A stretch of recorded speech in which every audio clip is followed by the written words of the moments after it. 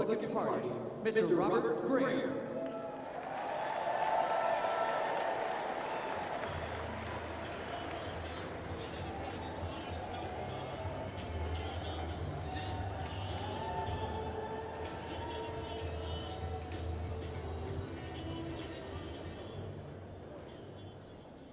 That is a long walkway. Hey, so this is a special day. You know, I gotta tell you, first of all, thank you for singing the national anthem. Karina's only 13 years old. She was really nervous. She was so nervous. And when you started to sing, there was a remarkable spirit that came here. And I don't want to get emotional, but I gotta tell you, when you work hard to defend yourself against a person that has no interest in protecting us. You do everything you possibly can to work, and many of you are doing the same thing where you're working long days, long hours, you're giving it up. I have 6 kids and a beautiful wife at home, and I haven't spent much time with her. You know why? I want to stop Hillary Clinton, I want to get down on the Trump, elect the president.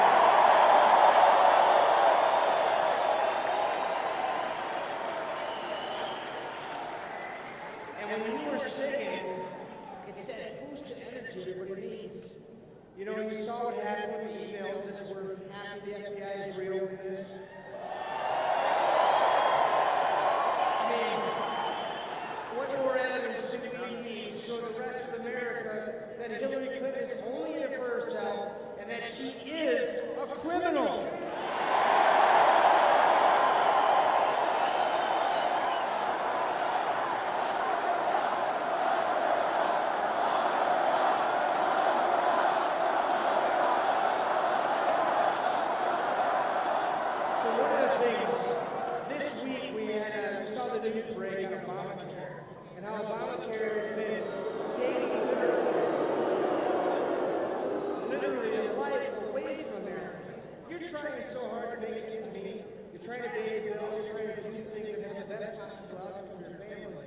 And I will tell you, in my lifetime, I'm only 44, but I can think through all everybody here has a different experience. The greatest lie that any president has ever told the citizens of this country is when the words were uttered, the Affordable Health Care Act. He lied to us. He said you keep your doctor, you keep your insurance, everything. Now I'm hearing stories. We're going to bring some families out that have personally been impacted, like many of you, with this shallow promise, and this is the greatest lie. So I want to introduce the McLeod family, and then we'll hear from our next family here in a second. I want to hear their story, because their story is the real story, not the story that the media is whitewashing and trying to push in the back pocket. This is the real story of Americans like you.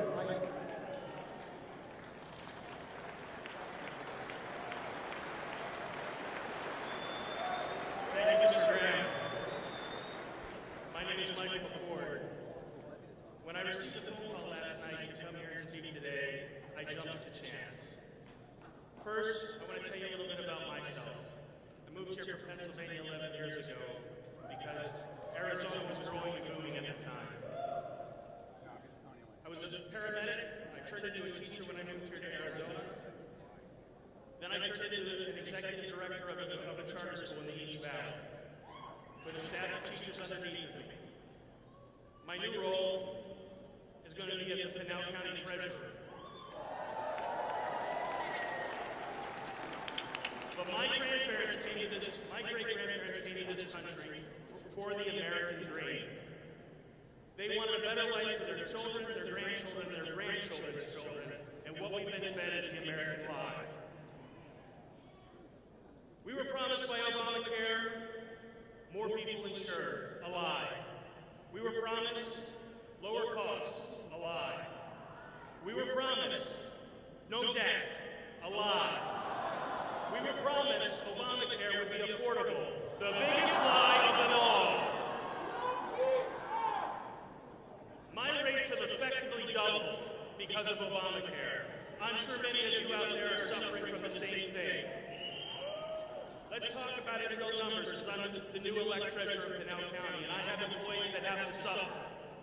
My employees get a stipend for their insurance, right? So here's what happens. I give them their paycheck. Let's say an average teacher starts at $35,000 a year, but you can insert any position into that. $35,000 a year is about $1,300 take-home pay. That means if I'm paying $800 a month for insurance and after taxes, I got about $200 left to spend to pay my mortgage, feed my kids, and keep my lights and AC on in Arizona.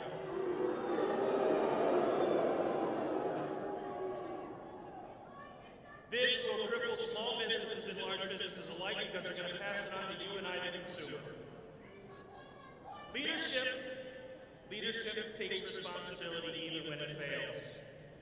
Our current administration won't do that. My philosophy in life is simple. There is no failure, there's feedback. But our current administration, Secretary Clinton, they want to blame and deflect from the real issue facing the American people, and that's the devastating cost of Obamacare.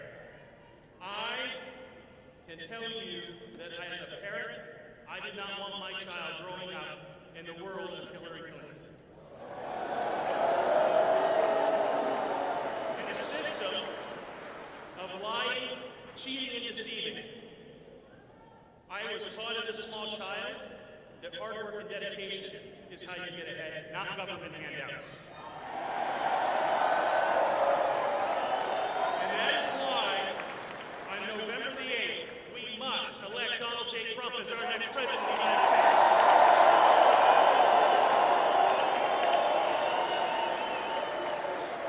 Unlike all of you, I am an unapologetic American.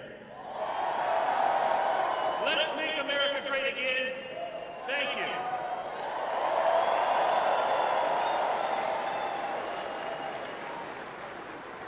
I would like to take the next second to introduce David Cook, who's running for the state legislature.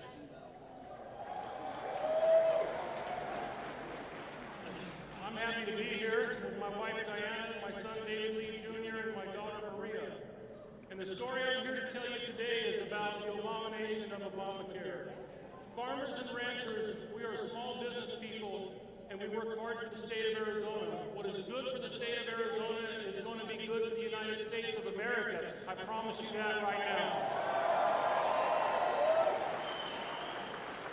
Our health care costs as a small business independent rancher for our family with a $15,000 deductible ran $800 for every 3 months. As soon as Obamacare was passed and they didn't even read it, we lost our health care because we couldn't afford the $1,500 for the same $15,000 deductible. We lost our health care. Obamacare is an abomination. Do you agree?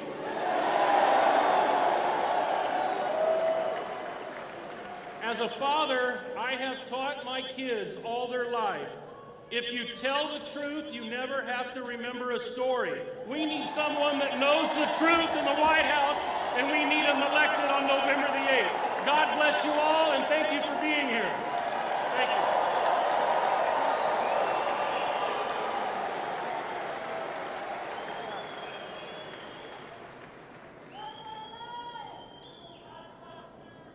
Real stories, real Americans. Again, the idea is that we all support each other. We work hard, make the choice ourselves to lift other people up. Here's the remarkable thing. When our economy's doing great, when people have the ability to be innovative and creative, and they have the government off their back, we succeed. And all these other things take care of each other. It doesn't have to be the government mandating what we need to do. It needs to be us leaning on each other as we the people. They've got to remember, who's in charge, the government or we the people? So one of the greatest guys, I get the opportunity to introduce him all over the place. He's a guy, and I'm going to give you little clues, and you'll know exactly who I'm talking about. But here we are in Maricopa County. And we have a guy that has been attacked by George Soros, the progressive left, is trying to take him down. And let me look it around here. If you haven't voted, I want you just to inundate the system with your votes. Get out now and make it happen. This is the way you keep anybody from any funny business, is by voting en masse. And that's who we have to be here. So I want to introduce you to the toughest sheriff in the world, Sheriff Joe Arpaio.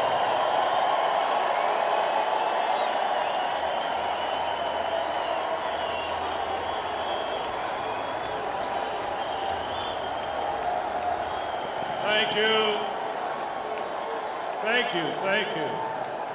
Thanks. This is my 7th time, proud, 7th time to stand by our next president.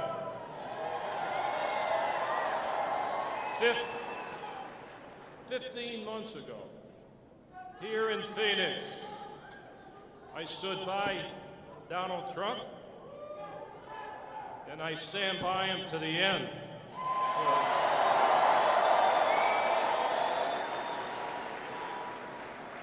You know, I've been involved in other campaigns, people running for president. Mitt Romney, I was his honorary chairman. Hold on. George Bush, I was his honorary chairman. Both the first time, not the second time. And I say that because something told me when I stood by Donald Trump, he was special. He's a winner.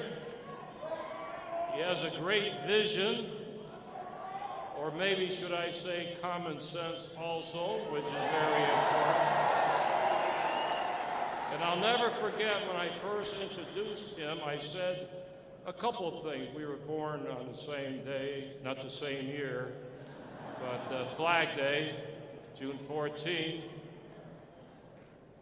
And I said one more thing.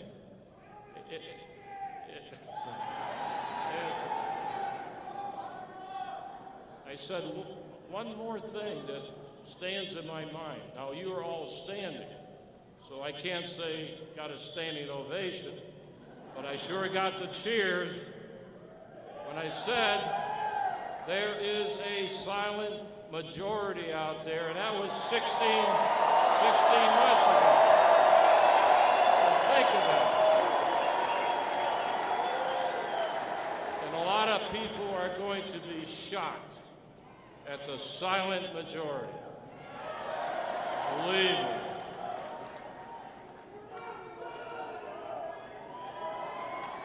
I'm not going to get into the illegal immigration, but I'll tell you the vision.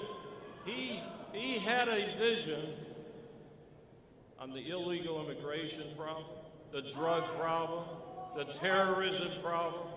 He's been speaking out. I think even the Hillary problem that's coming up now, he talked about that a couple of years ago. So he's amazing. Amazing. We need a president. He will turn this country around. And I don't want to bring up my wife again, but I have to say this because I get very angry how they go after him. Women don't like him, and I can go on and on. And I'm going to tell you something. My wife was diagnosed with cancer during that campaign. She's a big supporter of him.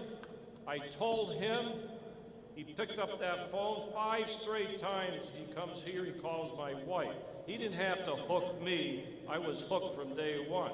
He didn't have to hook me through my wife. So I will never forget him for that also. So if you think he doesn't have a heart, there's something wrong. And I think the people of this country ought to really tell the truth instead of the garbage that a lot of people that talk about. I'm not saying the people, I'm saying the politician and the media. Because, and another thing,